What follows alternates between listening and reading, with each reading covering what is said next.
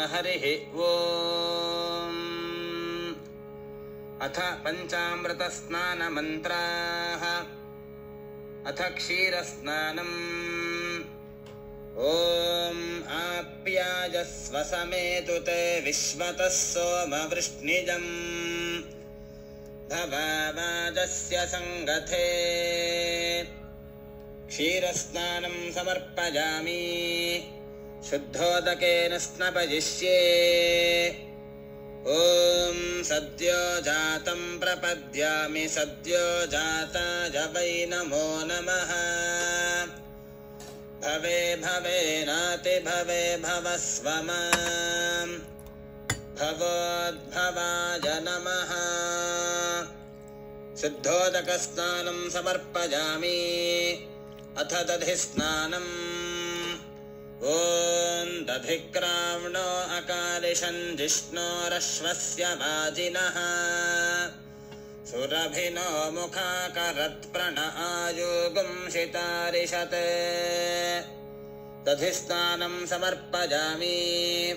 अथ शुद्धोदकस्नानम्।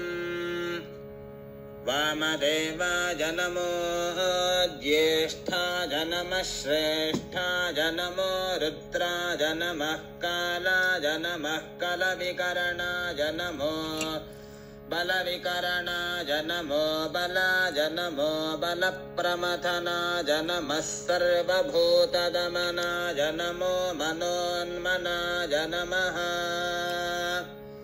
शुद्धोदकस्नानं समर्पयामि। अथ आद्यस्नानम्। ॐ शुक्रमसि ज्योतिरसिते तत्पुरुषाय विद्महे महादेवाय धीमहि तन्नो रुद्रः प्रचोदयात्। शुद्धोदकस्नानं समर्पयामि। अथ शर्करास्नानम्।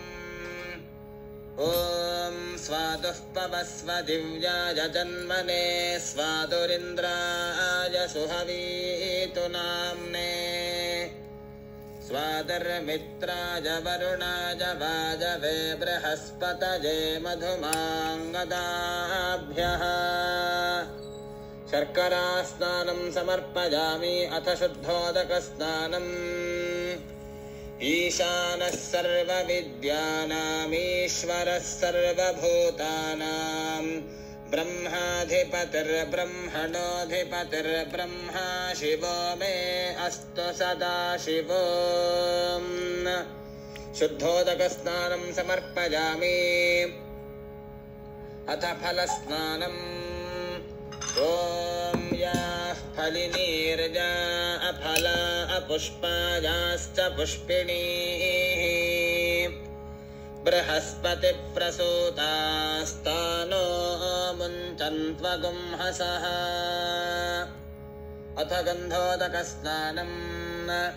गन्धद्वारान्दुराधर्षान् नित्यपुष्टाङ्करीषिणीम् ईश्वरीगुं सर्वभूतानां तामिहोपह्वये श्रियम्।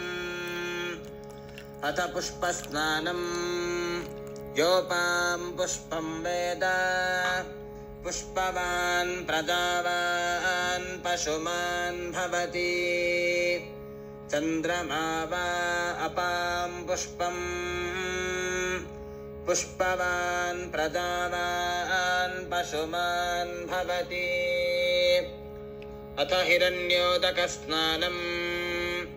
तत्सुवर्णगुं हिरण्यमभवत् तत्सुवर्णस्य हिरण्यस्य जन्म य एव गुं सुवर्णस्य हिरण्यस्य जन्म वेद सुवर्ण आत्मना भवति।